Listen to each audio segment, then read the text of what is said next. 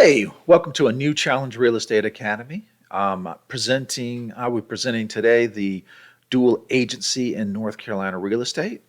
This is a reminder that if you enjoy these videos, please subscribe and also hit like for me, all right? And hit the notification to let you know when a new video is out.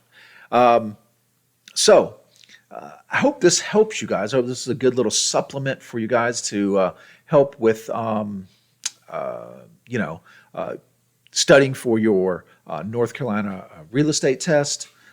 Also, helping you in your class as you go through. It's a little good supplement for you.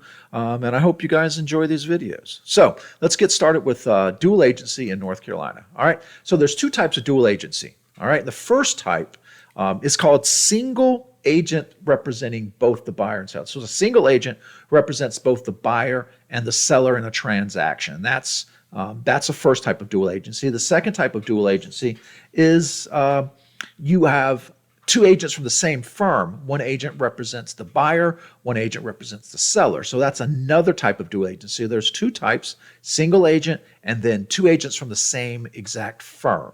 All right? So I always like to give you guys scenarios. I like, kind of like real life kind of things that can help you breaking down, especially when you're answering questions and multiple choice questions and things like that. You can break down what dual agency is and you can recognize it immediately. Okay, so let's talk about Leonard. Leonard is an agent for ABC Realty. Okay, he's representing Kimberly. With an exclusive buyer agency agreement. So he represents Kimberly. All right. But Leonard also has a home for sale. He's representing in an exclusive seller's agency, Harrison, who owns a property. All right. So he has Kimberly and Harrison. Kimberly, fiduciary duty to Kimberly as a buyer's agent, and then fiduciary duty to Harrison as a seller's agent. All right.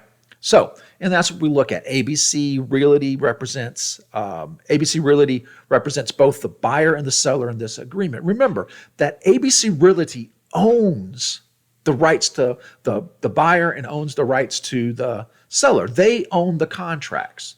The agents are representing Kimberly and Harrison for ABC Realty. All right. So Leonard, an agent of ABC Realty, is the agent representing both the buyer and the seller, and we talked about that in this transaction. Now, Leonard would go over the working with real estate agent, the WWREA brochure, which I've talked about in previous videos, okay?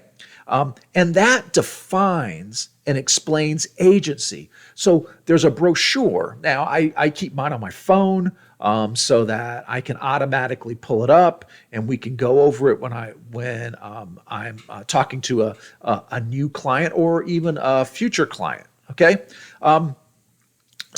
But for this transaction to work, Harrison and Kimberly, who when they went over the WWREA, the Working with Real Estate Agent brochure, that they checked dual agency was okay.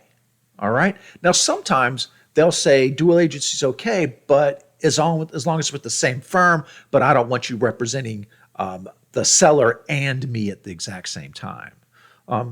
And people will do that, but they don't mind it's being the same firm, but they can stipulate that as long that it can't be single agency representation, and that can happen as well. But those are things that you as a new real estate agent need to know, and it's also good for the test. All right, so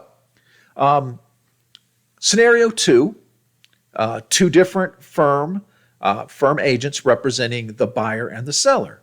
So Leonard, remember, represents Kimberly as she's the buyer client, and he has an exclusive agency agreement with Kimberly. Now, Angie is another broker for ABC Realty and has an exclusive seller's agency agreement with Harrison, who wants to sell his property. So Leonard and Angie work for the same firm, and again, that is dual agency. So the same thing happens. ABC Realty owns both the contract the exclusive buyer agency agreement contract, and they own the exclusive seller's agency agreement contract. Remember, Angie and Leonard are working for the company. They represent them in the transaction, but the firm owns the rights to the buyer-seller's agreement and the exclusive seller's agreement. Remember this also, Leonard and Angie both work for the same firm. As long as the WWREA they have both checked the right to do dual agency, then this transaction can go forward. All right? And remember that they both had to agree to do this. Now, if one didn't agree, but then all of a sudden she goes, oh, I want to see Harrison's home. If Kimberly didn't check it, then all of a sudden she's, I want to see Harrison's home. Then Leonard would have to explain, well, in that case, you would have to modify your agreement and say it's okay for us, and you could do that orally. It's okay for us to do dual agency. And again, then the deal can still go forward. But if Kimberly said, no, I don't want to, then Leonard can't show Harrison's home, that Angie representing Harrison, he can't do that. So this is something that you need to know, and they're going to ask questions like that on the test. So reminder though, you have two different firm agents. As long as they've both agreed to dual agency, Harrison and Kimberly both agreed to dual agency, then this transaction can move forward. All right, so let's review this. All right, single agent representing both the buyer and seller is dual agency. Agents from the same firm represent buyer and seller. That's also dual agency. Reminder that you have to go through the WWREA. You must show the brochure to them. You must go through what agency is and everything else. And then a lot of times you have they sign it, but that's not a stipulation as long as you have gone through it and provided the information to them and provided the documentation to them. That's why I keep it on my phone, and I automatically just send it to their email address. All right.